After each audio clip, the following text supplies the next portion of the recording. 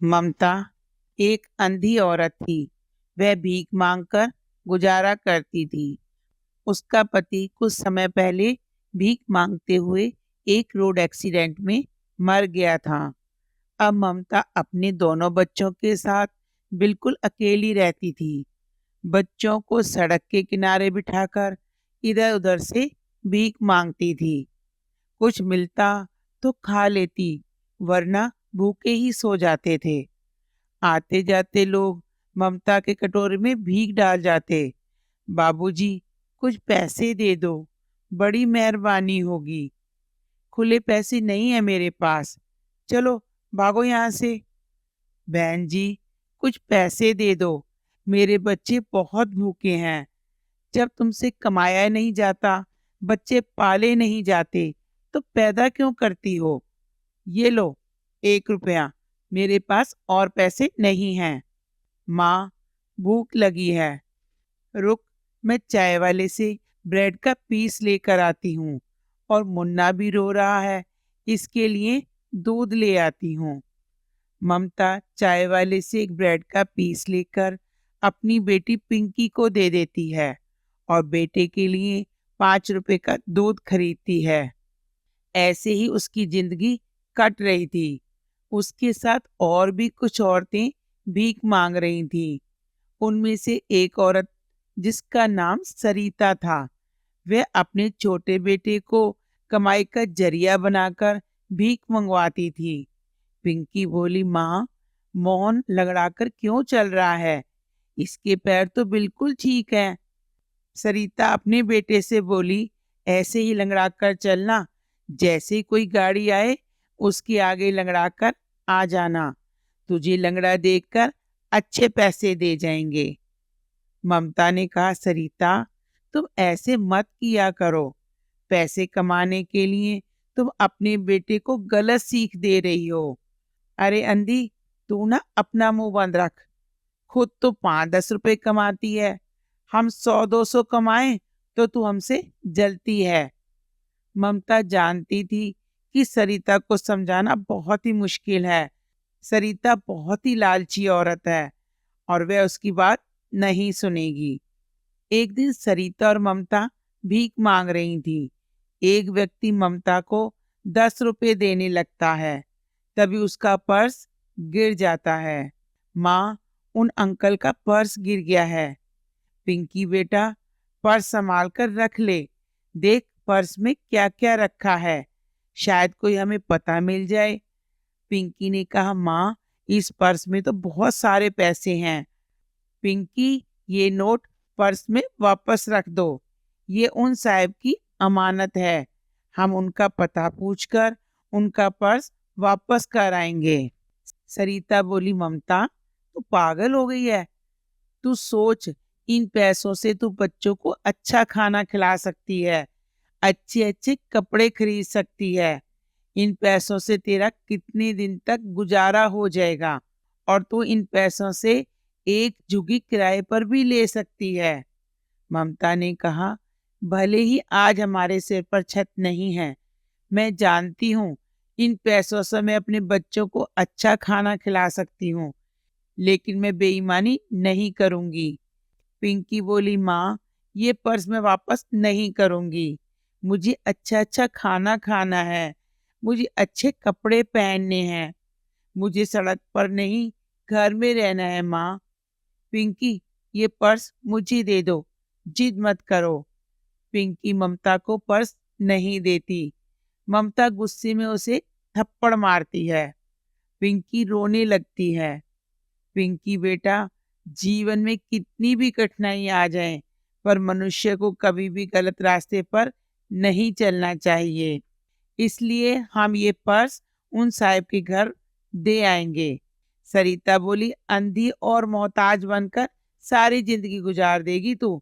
हाथ में आया हुआ मौका भी खुद गवा रही है। तू जा, हमें क्या, जो तूने करना है वो कर। ममता उस पर्स में रखा एक कार्ड व्यक्ति को दिखाती है। वह उससे पता बता देता है। ममता बच्चे को लेकर उस व्यक्ति के घर पहुंचती है जिसका पर्स गिर गया था। पिंकी बोली, माँ, ये तो बहुत बड़ा घर है और गेट पर एक भैया भी बैठे हैं। गार्ड बोला, कहाँ चली आ रही हो? किससे मिलना है भाई? भैया, मुझे इस घर के मालिक से मिलना है। मुझे उनसे बहुत जरूरी काम है। अगर तुझे भीख चाहिए तो वो आज के दिन नहीं देते। उसके लिए तुझे मंदिर जाना होगा। साहिब हर सोमवार को मंदिर में ही दान करते हैं। भैया, मुझे उनसे कोई और काम है। मुझे उनसे कुछ लेना नहीं है, बल्कि उनको देना है। तेरे पास ऐसा क्या है जो तू हमारे साहिब को देगी? चल भाग यहाँ से, अंधी कहीं की। साहिब की गाड़ी निकलने वाली है। जैसे ही गाड़ी निकलती है, ममता उस गाड़ी से टकरा जाती है। ड्राइवर ने कहा, अभी गाड़ी के नीचे आ जाती। सामने से हटो। कौन हो तुम? गार्ड ने कहा, साहिब कोई नहीं, एक अंधी भिखारन है जो आपसे मिलने के लिए बोल रही थी और कह रही थी कि आपको कुछ देना है। तुम्हें मुझसे क्या काम है, बोलो। साहिब, आपका पर्स सड़क पर गिर गया था जब आप मुझे भीख दे रहे थे। वो व्यक्ति अपना पर्स खोलकर देखता है, उसमें पूरे पैसे थे। व्यक्ति ममता की ईमानदारी देखकर हैरान हो जाता है और उसकी तारीफ करता है। वह व्यक्ति ममता को अपने घर के अंदर बुलाता है। वह अपनी पत्नी को सारी बात बताता है। उसकी पत्नी भी सुनकर हैरान हो जाती है। आजकल के जमाने में तुम्हारे जैसा ईमानदार बहुत कम मिलते हैं। तुम आंखों से देख नहीं सकती हो। तुम इन पैसों से बहुत कुछ कर सकती थी, पर फिर भी तुमने पर्स वापस कर दिया।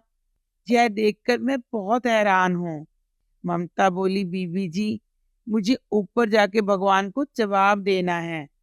अगर आज मैं इन पैसों से अपने बच्चों का पेट पालती तो मेरे बच्चे भी वही सीखते और कल कुछ गलत काम भी कर सकते थे। मैं नहीं चाहती कि मेरे बच्चे ऐसे बने। मेरी बदकिस्मती यह है कि मैं अपनी आंखों की वजह से अपने बच्चों के लिए कुछ नहीं कर सकती, पर उनमें अच्छे संस्कार तो डाल सकती हूँ ताकि वो खुद से मेहनत करके ईमानदारी के रास्ते पर चल सकें। वह व्यक्ति बोला, तुम्हें परेशान होने की जरूरत नहीं है बहन। तुम अपनी आंखों से भी देखोगी और अपने बच्चों के लिए काम भी करोगी। तुम्हारी आंखों का इलाज मैं करवाऊंगा और रहने के लिए तुम्हें छत भी दूंगा। यह सुनकर ममता बहुत खुश हो जाती है। वह व्यक्ति अपनी पत्नी के साथ मिलकर ममता को एक घर खरीद कर देता है और एक अच्छे डॉक्टर से उसकी आंखों का इलाज करवाता है। ममता की आंखों की रोशनी लौट आती है। मैं देख सकती हूँ डॉक्टर साहब, मैं सब कुछ देख सकती हूँ डॉक्टर साहब। मुझे दिखाई दे रहा है। मैं दुनिया को देख सकती हूँ। मैं अपने बच्चों को देख सकती हूँ। पिंकी, मैं तुम्हें देख सकती हूँ। माँ, तुम हमें देख सकती हो? ममता बोली, बाबूजी, बीबी जी, ये सब आपकी वजह से ही हुआ है। आप लोगों ने मेरे ऊपर बहुत मेहरबानी की है। मेरे बच्चों को मेरे कारण नई जिंदगी मिल जाएगी। बहन, मैंने तो कुछ भी नहीं किया। करने वाला तो ईश्वर है। उन्होंने तुम्हें ईमानदारी का फल दिया है। अब तुम अपने बच्चों के साथ घर में रहोगी। ममता, अब तुम्हें भीख मांगने की कोई जरूरत नहीं है। अब तुम हमारे पास ही काम करोगी, जिसके बदले में हम तुम्हें अच्छे पैसे देंगे। ममता को अपने जीवन में वो सब कुछ मिल जाता है जिसके बारे में उसने कभी सोचा भी नहीं था। अब उसके पास छत भी थी और कमाई का जरिया भी था।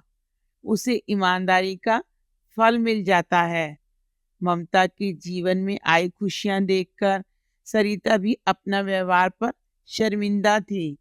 उस दिन के बाद सरिता भी मेहनत करने लग जाती है और अपने बेटे को भी अच्छी सीख देती है।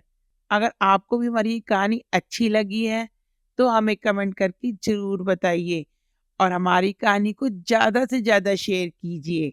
अगर आपने हमारे चैनल अब तक सब्सक्राइब नहीं किया है तो सबसे पहले सब्सक्राइब कर लीजिए, क्योंकि जब भी हम नई नई कहानियाँ लेकर आए वो आप तक पहुंच सके। तो मिलते हैं अपनी नई कहानी में नई वीडियो के साथ। तब तक के लिए take care, bye, see you.